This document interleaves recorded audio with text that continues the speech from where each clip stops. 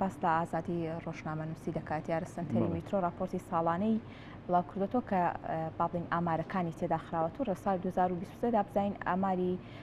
ئازادی ڕۆژنامەنووسان لە چاستێکدا بوو هاوکات ئەو پێشێلکاریانی بەرامبەر بە ڕۆژنامەنووسان کراوە خۆی لە چیدا دەبینێتەوە و تا چەندە ڕاگەیاندن و دەسەڵاتی چوارەم توانیوێتی چاودێر بێت و تاوی ئەو کێشەگیر و گرفتانی کە لە کۆمەڵگە و لە کایە سیاسیەکان و لە تەواوی جونگا پێویستەکانی کۆمەڵگەدا هەیە بیگەێنێتە هاوڵاتیان و سەرچاوەیەک بێ بۆ شارەسەرکردنی کێشە و گیر و گرفتەکان. ئەم بابەتانە گفتوگۆ دەکەین بە میوانداری زۆر بەڕێز هەژان خالیق توێژەر لە سنتەری میترۆ و هاوکات مامۆستا لە پەیمانگای تەکنیکی کوردستان. خاتوەژان سپاس بۆ ئامادەبوونی بەڕێستان بەخێراتی. سپاس بۆم دەستتان. هەڵبەتە دوێنێ ئاماری ساڵانە لایەن سنتەری میترۆ بڵاوکرایەوە. ئامارەکان چیمان پێ دەڵێن تایبەت بە ئازادی ڕۆژنامەگەری لە هەرێمی کوردستاندا؟ بەڵێ سەرەتا زۆر سپاس درود بۆ پاکی گیانی ئەو کەسانی شەهیدی قەڵەمن لە پێناوگەاندنی ڕاستیەکانە گیانیان بەخشی و بە هیوای ئازادیش بۆوانەی کە ئێستا لە کونجەکانی زیندانان هەر لەسەر هەمان ڕێڕەو مەبەست. لە ڕاستیدا ئەم ساڵ ئامارەکان هەرچەنەکەمیان کردووە. عددەکەی با بڵین لە ساڵی پارا 431 پێشێلکاری بووە کە لە سنتەری میترۆ تۆمار کراوە بەڵام ساڵ بووە بە 249 پێشێلکاری بەراورد بە 2022 بەڵێ 2022 و 2023 بۆیە ئێمە ئەمە با بڵین لایەنێکی باشە بینین بەڵام لەگەڵەوەشا چاوەڕێومان نەئەکرد کە کۆمەڵێک نەوە لە پێشێلکاری لە ڕووی جۆرەوە لە ناو پێشێلکاریەکانە هەبن بۆ نمونێمە ڕێگری و جیاکاریمانێت تا ئێستاش لەلایەن بەتایبەتی هێزەکانی ئاسایش و پۆلیسەوە ڕێگریە کرێت جیاکاریە کرێت تەنانەت لە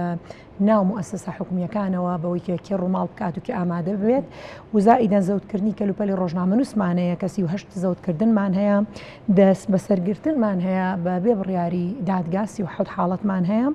و هێرش و هەڕەشە و سوکایەتیمان هەیە هێرشی ئەلکترۆنیمان هەیە دەستگیرکردنمان هەیە بەداخەوە جارێکی تر بە دەر لە یاسای ڕۆژنامەگەری واتە تعاملکردن بە یاسای سلادانی عێراق و هەر یاسایەکی تری یا شێوە کە مافی ڕۆژنامەنووس تایە پارێزراونی مەزایانی یاسای ڕۆژنامەگەریمان هەیە بۆی کە تعامل لەگەڵ کەیسەکانی ڕۆژنامەنووسان بەم یاسای بکرێ بەڵام بەداخەوە تا ئێستاش عەقڵەتە نییە و بەکار ناهێنرێت. ئەمە بە شێوازێکی گشتی زۆرن من حەزەکەم راپۆرتەکەتان هەر تەسلیم بکەم لەلای خۆتان بێ چەندین زانیاری تایە.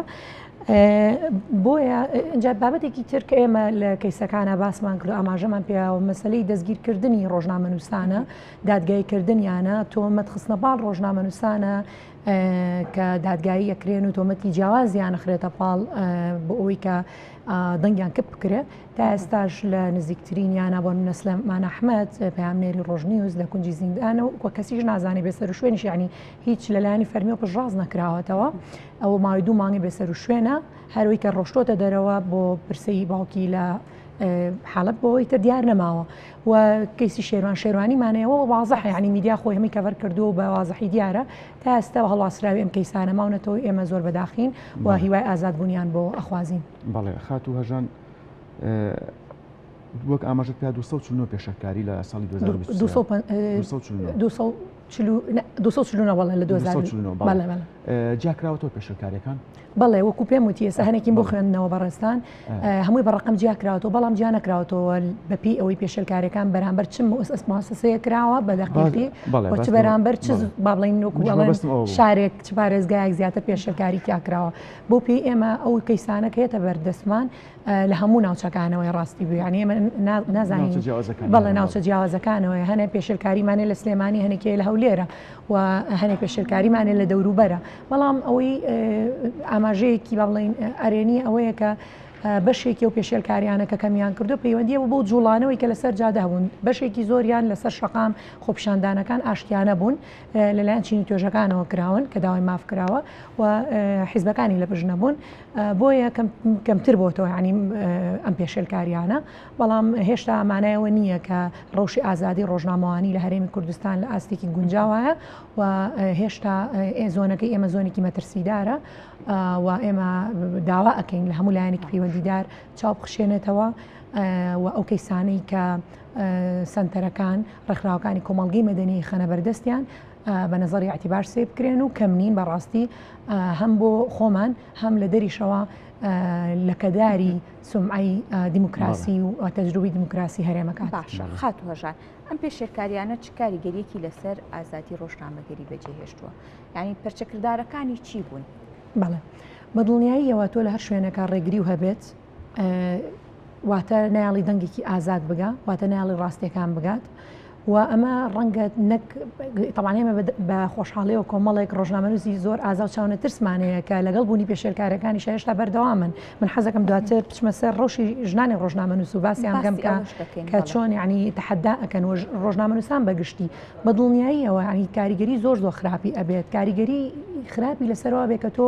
ناتوانانی هەموو زانیاریەکە پێ بگا کە دەنگێک بکرد کەواتە تۆ حەق ناهیت بەوەی کە خەڵک شت بزانانی، ینی شتەکە پێیوەست نییە بە ڕۆژنامەنووسەکەەوە، ڕۆژنامەنووس دەنگی خەڵکە کە تۆ دەنگی ئەوە بکرد کە تۆ پێشێرکاری و بەرامبەرکردن ئەم لەوانەیە لە هەنێ حاڵەتا کشانەوەی هەبێ مەترسی بۆ سەرگیانی دروست بێ، ئەمە لە ڕووی معنەویەوە تەسیرەکات و لە ڕووی مادی شۆجارێکی ترێمە چەندین کەیسمانەیە کە کەلوپەل ئەبرێن ئەشکێنرێن نابەرپرسانە تعامل لەگەڵ ئەجیزەکانە ئەکرێت جگە لە ڕۆژنامەنووسەکان خۆیان کە دڵی مەسەلەکەن لە بواری ڕاگەیاندنە، بۆیە لە هەموو بوار و جانبەکانەوە پێم وایە تەسیری خراپێ بێت لەسەر کردکردنی دەنگی ئازاد و مەسەلەی گەیاندنی ڕاستیەکان. بەڵێ خاتوەژان لە ڕاپەڕاندنی کارەکانتان وەکو سنتەری میترۆ و ئامادەکردنی راپۆرتی ساڵانە تا چەند لایەنە پەیوەندیدارەکان هاوکارتان بوون؟ بەڵێ بە حکمیەوەی من تۆژێرێکی خۆبەخشم لە سنتەری میترۆ ڕەنگ بێت زۆر بە وردی نەزانم کە ڕۆژانە سنتەرەکە لەگەڵ کێدانیشێ، بەس ئەوە نەشایەتی ئەوەم هەیە کە لانی کەم لە 30 بۆ 40 کۆبوونەوە ساڵانە بەشداریم کردووە لەگەڵ لایەنە پەیوەندیدارەکانە لە سنتەرەکەیە. ئەنجامە 30 دانە 40 دانە من بەشداریم کردووە، بێت چەندێکی تر سنتەرەکە خۆی بەڕێوی بردبێت کە من نەمتوانی بە بەشداری بکەم. بەدڵنیاییەوە ئەوەی سنتەری میترۆی کات بۆ چیە؟ تەوسیقکردنە، بەڵێ تەوسیقکردنت ئێمە بابەتەکان تەوسیقەکەینەوەی کە هێتە لامان، ئێمە ئەم پێشێرکاریانە هەن لە لای ئێمە تەنها ئەمەنە دوکمنت کراوە، بەڵام نازانین لە دەرەوە ئێمە چەندی تر هەیە و کە باز نەکراوە ئەسڵەن مؤسسەکان نیان هێشتا ڕۆژنامەنووسەکانیان باسیکەن، ڕۆژنامەنووسەکان لە ترسیان ڕەشە تۆقااندن نەیانتوانیوە باسیکەن یا بە هەر هۆکارێکی تر. بەدڵنیایم داتایانەم راپۆرتانە کە سنتەری میترۆکاری لەسەرکات لەلایەن ئێمە ئەبرێتە بەردەم لایانی بەرپرس چ لە ئاستینەوە خۆ چ لە ئاستینەوە دەوڵەتی و زۆربەی زۆری ئەو ڕێکخراوە نێودەوڵەتیانەی کە لە بواری دیموکراسیەت و ئازادی ڕادەربڕینا کارەکەن بە دڵنیاییەوە ئەیانوێت ئەم داتایانە ببینن، ئەم زانیاریانە کۆبکەنەوە بۆی کاری لەسەر بکەن. یعنی ئێمە هەمیشە لە پەیوەندیدا بووین و جگە لەوە من دڵنیام کە وەکو ڕێخەر و بەرپرسانیش یعنی لە ناو سنتەرەکان ڕۆژانە کۆنتاکتیان هەبووە، تەنانەت پەیوەندی شخصیان بەکارهێناوە بۆ ئەوەی کە لەسەر کەیسی ڕۆژنامەنووسان کار بکەن و ئازاد بکرێن و چیتر پێشێرکاریان بەرامبەر نەکرێت. باشە خاتوەژان هەڵبەتا هەر دوێنێ لە ڕاگەیەندراوەکەدا یاخود لە خستنەڕووی ئامارەکاندا بەدواداچوون و توێژنەوەیەکی خۆشتان هەبوو تایبەت بەو ئامارانەی کە ژنان لە با بڵێن کاری میدیاییدا جێدەستیان چۆنە ئامارەکان بە شێوەیەکی گشتی چیمان پێ دەڵێن ئایا ژنانی ڕۆژنامەنووسیش تا چەندە ڕوبەڕووی هەڕەشە و پێشێرکاریەکان بوونەتەوانێ وەک هەر ڕۆژنامەنووسێکی دیکە؟ بەڵێ هەمیشە ژنان ئەگەر با بڵێن پیاوان یەکجار ڕوبەڕووی تەحەدا بنەوە لە بەروی بواری ڕۆژنامەنووسی و پیشەکە خۆی پیشەیەکی هەستیار و مەترسیداراوە ژنان دووجار ڕوبەڕووی با بڵێن هەڕەشە توند و تیژی هەراسانکردن ئەبنەوە و دووجار قورسە کارکردن بۆیان لەبەرەوەی ئێمە بۆ نمر بە ڕقم قسە بۆ تۆ بکەم، ئەمە دووەم راپۆرتە کە سنتەری میترۆ ئامادەیە کاتووە دووەم توێژینەوەی من ئەیکەم لەم سەردەرە. یەکەم توێژینەمان لەسەر هەراسانکردن بوون ئامارەکان کە ساڵی 2022 بڵاوکرا پێمانەڵێ دەڵێ لە 49 کەس کە بەشداری ڕاپرسیەکیان کردووە، یەکێک لە ڕاپرسیەکان 48 کەس وەڵامیان ناوەوە 47یان هەراسان کراون کە ئەمە بۆ خۆی زۆر مەترسیدارە، یعنی پیشانی هەر کەسێکی وەجۆری هەراسانکردنەکانیش مەترسیەکەی لەوایە فرەجۆرن، یعنی هەراسانکردنی سێکسیتیایە، هەراسانکردنی لەفزیتیایە، یعنی ڕۆژانە لەژێر هەڕەشەکردنی تایە، زۆرکردن لە خاتوونی ڕۆژنامەنووس بۆی بچێتە ژێرباری هەنێک کارەوە کە لەگەڵ پیشەکەیان ناگونجێ واتە فرەلایەنە. و من ئەمەوێت بۆ ئەم ساڵیش کە ئەم توێژنەیەمان کردووە بزات لەسەری بۆستم وەڵامی پرسیارەکەی بەڕێز بەمەوە، ژنان لە چەند بۆ ئاستێکە تووشی تەحەدا ئەبنەوە و ڕوبەڕووی کێشە هەبنەوە. یەکێک لەوانە مەسەلی هەراسانکردنەکە ئێستا خسمانە ڕوودیسان لەم توێژینەوەیە ئێمە هەمانە لە 150 لە 92 کەس کە بەشداری ڕاپرسیەکەیان کردووە وە لە هەموو مؤسسە ئیعلامیەکان لە هەرێمی کوردستاندا وەرگیراون لە 150یەکیانڵەن هەراسانکردن کێشەیەکی گەورەیە لە بەردەم کارەکەیانە. لە مۆزوعی هەراسانکردنەکە چۆنە؟ بەڵێ نوعیەتی هەراسانکردن نوعیەتی هەراسانکردنەکە ئێمە بزاد لەم تەقریرانە چوینەتە سەری لەم ڕاپرسیە لە بەروێ ساچمە سەر هەنێ خاڵی تر زۆر گشتگیرترە بەڵام وەکو باسم کرد جیاوازە یعنی بۆ نمونە ئێمە لە راپۆرتی ساڵی 22 کە بڵاومان کردەوە هەراسانکردنی یا لە ڕێگەی ئۆنلاینەوەیە لە ڕێگەی هەڕەشەکردنە بۆ نمونە تۆ کەیسێک زۆر خاتونمانەیە ئەیانەوەی کاری بنکۆڵکاری بکەن ئەو کەیسانە بجوڵێنن کە کەیسێکن بۆ ڕای گشتی گرنگن بەڵام بەداخەوە لە ڕێگەی ئۆنلاینەوە سەرکوتەکرێن هەڕەشە یان لێکرێ وێنەکانیان دەستکاریەکرێ سەردەمی زیرەکی دەستکردە یعنی ئەنواع طریقە بەکارێنرێت تەنها لە پێناوی ئەوەی کە دڵنگیان کە بکرێت و پێشێلی مافەکانیان نەکرێت. بابەتێکی زۆر گرنگ کە ئەمێ ئەمڕۆ لەسەری بۆستم مەسەلەی بەشداریکردنی ژنە لە پۆستە باڵاکانە لە ناوەندەکانی بڕیاردان لە دامەزراوە میدیایەکان بەداخەوە دیسان لە 149 لەم کەسانی بەشداریان کردو پێیان وایە ژنان نەیانتوانیوە بەشدارێکی کارایان هەبێ و بیزات ڕقمێکی تر کە هەمانە پشڕاستێکاتەوە ئێمە 92 خاتونمان وەرگرتووە تەنها 2 کەسیان پۆستی بەڕێوبەریانەیە ئەوش بەڕێوبەری گشتینە بەڕێوبەری بەشەکان ڕاستە لەوانەیە چەند کەسێکی ترێ بێ ئێمە نەمانتوانی بێت ڕاپرسیەکەیان لەگەڵا بکەین و بەڕێوبەر بێت ببورن بەڕێوبەر بن بەڵام لەمەیە ئەم ڕێژەیە زۆر کەمە زیاتر لە نیوەی ئەو بەشدارانی لەم توێژنەوەیان پێشکەشکار و ئامادەکارن لەگەڵەوەی ئەم ئیشێکی پیرۆزە گرنگە بەڵام ئەم خۆتانەزان کە پێشکەشکار بیت کە ئامادەکار بی پەیامنێر بی لە ڕووی مانجمنتەوە کۆمەڵە خەڵکی تر لەسەروتەوە هەنکە سیاسەتەکە بۆ دائەڕێژنەوە ئێمە پێمان خۆشە ژنان چۆنکو پێشکەشکار و ئامادەکار دەرەکەون چۆنکو پەیامنێر ئەچەند ڕووماڵەگەن هاوشێوەی پیاوان ئاواش ببن بە کەسێک بە جونگەی سەرەکی لە ناوەندەکانی بڕیاردانە. بابەتێکی تر مەسەلەی توندوتیژیە بەشێکی زۆر لە خاتونەکان بەتابەتیوانی کە دەرچوونیان هەیە ئەچەند ڕووماڵەکان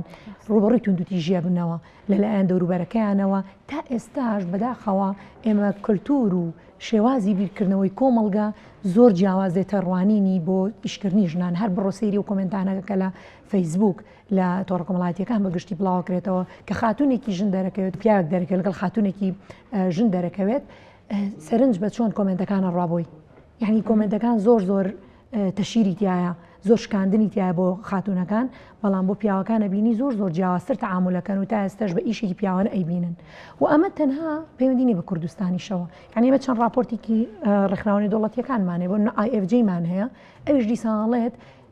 میدیا لە جیهانە قۆرەق کراوە لەلایەن پیاوانەوە ئێمە مانای ئەوە نییە کە پیاوان نابێ ڕۆڵیانە بێ گرنگە ڕۆڵی پیاوان هاوشێوەی ژنان بۆیە ئێمە بە گرنگ دێزانین و جەخت لەواکەینەوە لە راپۆرتەکە شاتیایەتی کۆمەڵە ڕاستپاردەمان خستۆتە ڕوو لە کۆتاییە کە تواناکانی ژنان پەرەیان پێ بدرێت کە ڕێکخراوەکانی کۆمەڵگەی مەدەنی ڕاهێنان بکەن ژنان هۆشیار بکەنەوە لە مافە یاساییەکانیان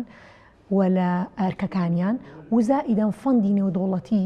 گراندی نێودوڵەتی دابین بکرێت پاڵپشتی دارایی بۆ خاتونە ژنەکان بۆی بتوان ببن بە خاوەنی ڕاگەیاندنی خۆیان و پێمان وایە ئەمەش دوجار کاریگەری گەوری لەسەر گوتاری میدیاییە بێ لەسەر کۆی پرسەکانی ژنان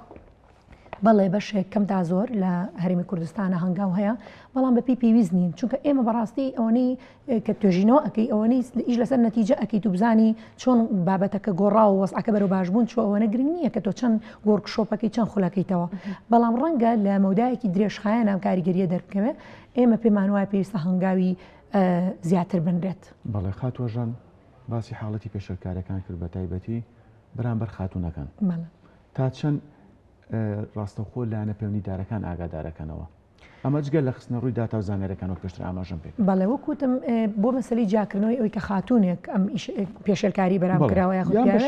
بەڵێ بە شێوەیەکی گشتی لایەنی پەیوەندیدار ئاگادارەکرێنەوە هەم لەسەر ئاستی ڕۆژانە کە هاوڕێیان لە سنتەری میترۆ ڕۆژانە کۆنتاکتیان هەیە هەم لەسەر ئاستی دانیشتەکان کە ئێمەش بەشداریتیاکەین بۆ منە لەگەڵ ڕێکخراوە نێودوڵەتیەکانە لەگەڵ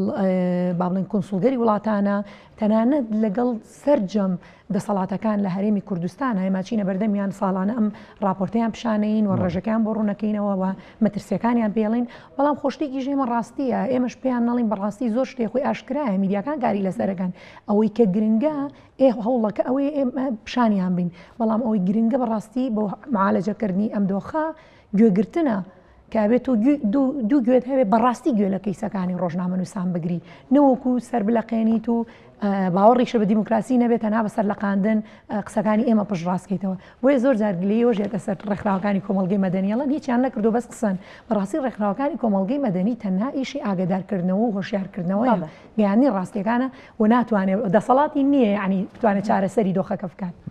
هیوادارین ئازادیەکی باشی ڕۆژنامەگەری لە هەرێمی کوردستان و لە تەواوی جیهاندا فەرەهم بکرێت تا بتوانن وەکو دەسەڵاتی چوارم بە ئەرکە ڕاستەقینەکەی خۆیان هەڵبستن و ئەو پردە بن لە بینی هاوڵاتی و لایەنەکانی دیکە. زۆر سپاس بۆ هەژان خالی توێژەر لە سنتەری میترۆ و هاوکات مامۆستا لە پەیمانگای تەکنیکی. زۆر سپاس بۆ ئێوە زۆر سپاس چاوەکەم سپاسانەکەم بژی.